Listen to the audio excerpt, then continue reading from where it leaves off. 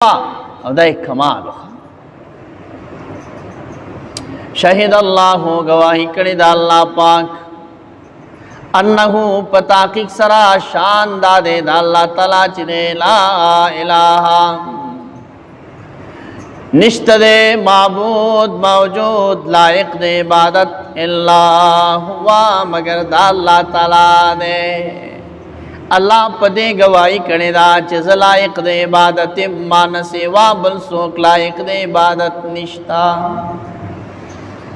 والملائکتو او فرشتو دا گواہی کرنے دا چیز لائق دے عبادت اللہ تعالی دے وَأُولُو الْعِلْمِ اَوَاغَسُوک چِ خاوندان دا علم دی او پوہ دی اغی دا گواہی کرنے دا چی لائق دے عبادت دا اللہ تعالیٰ دے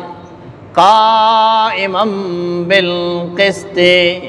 چی ولار دے پا انصاف سرام پا عدل سرام قائماً ہمیشہ دائم دے بالقسط پا انصاف سرام لا الہ نشت دے لائق دے عبادت الا ہوا مگر دا اللہ تعالیٰ دے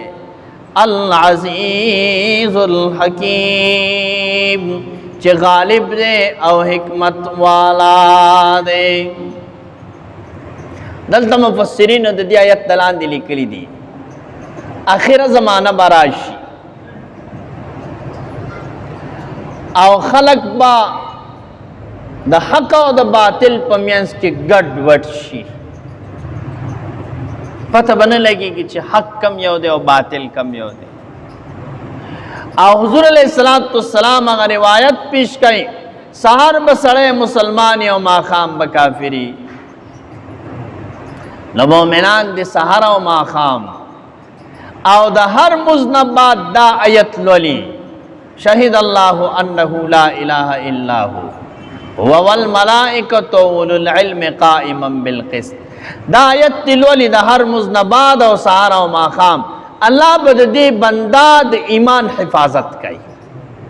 دتم اللہ پاک مرک پہ ایمان سرور کئی دا دی آیت ویل برکت تے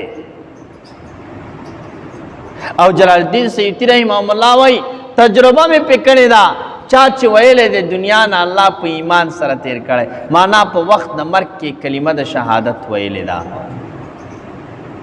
نو وزیبے کا یوائے خواہ اللہم صلی علی سیدنا و مولانا محمد و آلہ و بارک وسلم